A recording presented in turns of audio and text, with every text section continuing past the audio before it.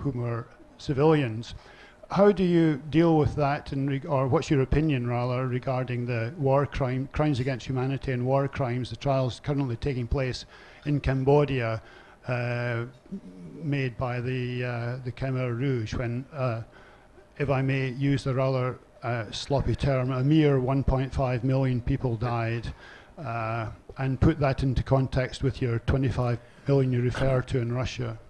I think we have an enormous story to tell. I think it's very difficult to deal with all the thousands of, and I say literally thousands of incidents of brutality and injustice around the world. There's so many countries. We have to go for the big story, the patterns. And certainly the atomic bomb, the Hiroshima story, is the beginning of a new way of thinking in this world. So obviously we have to minimize in a 10-hour series like this. We cannot deal with all the injustices. And believe me, I get letters on every single subject. I get all the causes in the world pass in front of me, and it's too much for the human mind. You have to make, frankly, you have to make these things exciting and entertaining, and that's what people, otherwise they're going to turn it off. They don't want to hear about how horrible everything has been. So you have to find a way to, like Cameron did, to tell a narrative that's exciting and makes you turn the page and watch that next segment. Hardest thing to do is a movie. On a book, I love books, but you can put it down, you can savor it, you can tomorrow you can read another chapter. Make a movie, you're out the gate, and you better not stop. Next question. Hello, I'm Tip from Thai News Agency. Could you speak up, please? Yes, I'm Tip from Thai News Agency, and then you can't hear? No. Hello. Yes, can you hear me now? Yeah, okay, I'm Tip from Thai News Agency. I have a question as a film director. Apart from Avatar and from your movies, do you think that American movies in this decade will tend more to focus on peace building, in your opinion, and why? Will American films in this decade address issues like peace building?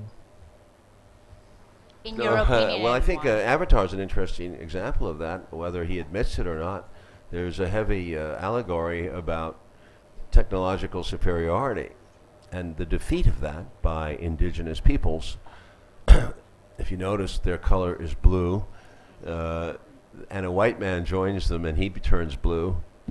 And actually, Michelle Rodriguez plays a Spanish woman who turns on the helicopter force, and the nerds who help the hero are sort of Jewish looking and sort of different hairstyles. So I think there's a statement being made here. It's a very, Cameron's not going to admit it, of course, but it's a very strong statement that's going around the world. I mean, who are we talking about? Those guys with all those helicopters and planes and bombs are pretty horrible people, aren't they? So I think you have to allow for allegory to work this in its own way. People tell stories in different ways, and it's going to come out. I think American movies can be very powerful. I have been in the forefront since Vietnam, since the Vietnam movies, of blasting some of these movies that have been made in America that worship technology. And I pointed, as you may remember, to Black Hawk Down.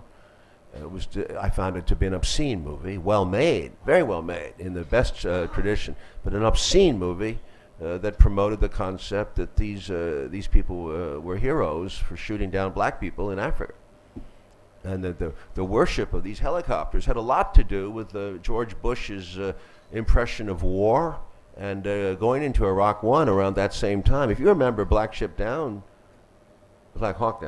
was nominated for an Oscar. God damn it. That was amazing. And that was right around when Bush decided to commit himself to Iraq, Bush Jr., as a Vietnam veteran. It was pretty sad. And when you saw Iraq 1, when George Bush Sr., when they attacked, they put that stuff on television. And Americans all over the CNN, it was shocking. It was a fire show, shock and awe. The bombs going off in Baghdad. Peter Arnett was reporting back in 1991. It was, wow, great. This was sort of the reaction. How powerful, shock and awe. how powerful we are. This was about 2 years after the Berlin Wall had come down, so boy, for the military-industrial complex in America was out of business in 1989. It would look bad, but they were saved by Iraq. Okay, next question. Hello. Hi.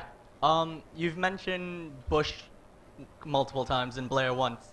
And I just want to know how films like W and Bush and Blair and name calling them all the time, how is that shifting the attention from the real culprits, which is each and every one of us, for letting them take us to war?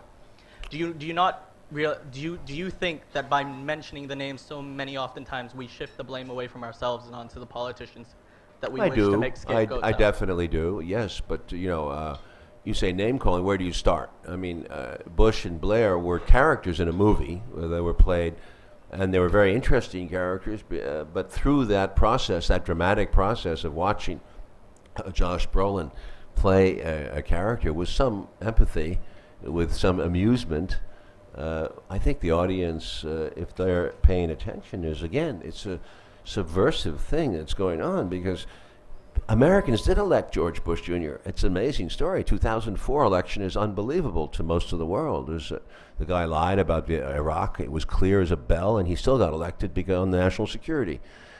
So he appealed in some fundamental way to the American mindset, and we have to deal with that. So that's what that movie is about. It will say to the future people in time, the young people who don't know this guy was elected president. This is the kind of guy he was, and why? How did he get this? How was he popular? Why did he get elected?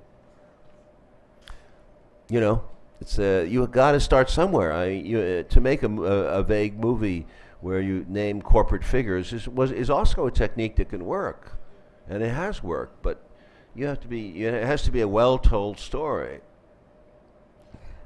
Next question.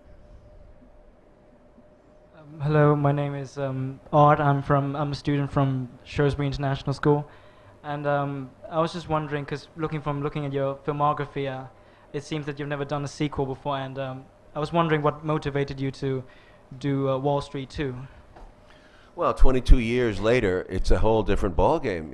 It's a shock to me. My father was in Wall Street, so I loved I got a chance to do a business movie, which is very rare in America. They don't have that genre, and we actually did well with it. Well enough so that it became a form of franchise. And 20th Century Fox came back, and they said, we'd like to do Wall Street, second Wall Street, another story about now. At first I didn't want to do it, but then when the 2008 crash happened, that became the hook for me, by which it became important again. This is a very fundamental and dangerous time, as I said, and this last near meltdown was a credit bubble of tremendous significance. It was, if you want, a heart attack, a major heart attack for capitalism. And we're back out of the hospital after our quadruple bypass, and drinking those martinis and chowing down on cholesterol. I don't know where this is going to go. Was that a warning? It's a very serious warning. Yes, I do believe so. And I think a movie can be made out of this. But we're dancing on the Titanic, or changing deck chairs here. But anyway, as to the movie itself, it's a whole other ballgame, because the characters are different, except for Michael Douglas, and he has a daughter. Shia LaBeouf is sort of a young investment banker who's a very bright trader, and I don't want to reveal too many details. But Josh Brolin is the middle generation. He's in his 40s, and he's also a highly successful investment banker. So you have three generations clashing. And just to reference Wall Street one more time, in 1980s is which I thought was shockingly excessive compared to my father's generation. $1 million was a ton of money. In 2008, $1 million was not serious money in Wall Street. $1 billion was. I'm stunned by that. $1 billion is 1,000 million. To start a serious hedge fund on Wall Street, you need several $1 billion. $1 billion itself is not that respectable. Think about those numbers, and you will understand the degree of distortion that has happened in 20-some years. Thank you. Next question. Willi Germund, Berliner Zeitung. You supported Obama in the election campaign. Given 1 year later what he did and what he did not do you regret that? No, not at all, because I mean, look at the alternative, John McCain. We'd be bombing Afghanistan back to the Stone Age. Okay, next question. Hi, Mr. Stone. It's great to see another New Yorker here. Okay, well, I'm Penny Sunjit Karuna, and actually I was in New York as well. And it's more like a comment than a question to you, though, because I've been very impressed with some of the new movies that you've been producing, and especially like Salvador and those Nicaragua and Platoon. And I think by making this kind of war-related movie, you were trying to show to the world that there is it's actually a one coin with two sides. Like what you were trying to show that with all this war going on, there's always a possibility for peace as well. And each time that I left the movie theater, I always has a, like your movie always left me an impression that there's always a way to build peace. And you have done a great job in this way by using movie as a mechanism to bring peace to this world. And I think this is really great. And I myself being involved with the United Nations in New York. Yeah, and the thing is that I've been trying to build peace through my own way, and I have 2 movie plots, which I would like to discuss with you into making that into a screenplay. And I was just wondering if we could actually work this out together in order to bring peace to this world. Okay. That's your question for the night. And by the way, by now I think John McCain would probably have had a heart attack and be incapacitated, and then we would have Sarah Palin as president. Think about that alternative. Okay, next question. Hi, my name is Guillaume Mellis, film student. I have 2 questions, if you allow me. Just ask one first. Okay. Pick one. Okay. What do you think of the present administration under Obama? Oh, I think it's a shame that he appointed Clinton Secretary of State, and I think and reappointed Robert Gates as Defense Secretary. And I wondered at the time what's going on. These were early appointments, key appointments. So he surrounded himself with, and also the economic team. Geithner and Summers are the old school. It makes you wonder. He had a mandate for change. I think a very serious one, and it was a time for Roosevelt. I think by looking for consensus, he made a tactical mistake. The Republicans are boneheads, and they are really going after it. They're not making any deals, it seems, at all. And the concept of a filibuster majority, a filibuster-free majority, is outrageous to me. The Constitution has nothing to say about filibusters. There was as far as I know, a senatorial courtesy given to the opposition. And now it has become a tactic used freely so that a 60-vote majority is necessary. You cannot run any country, any government with that kind of a supermajority. You have to have a majority vote to run a government. So it's going to be impossible to run this government. This is a huge issue. I don't see the end of this. I mean, someone's got to call it. The only way to do it is to call the filibuster and let the American people see what it's like to block everything. They cannot just threaten it; they have to do it.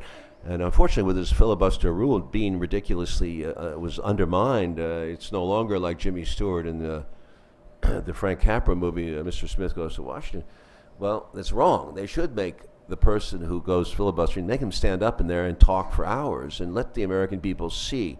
They would be ashamed of this hostage taking of democracy. It's a very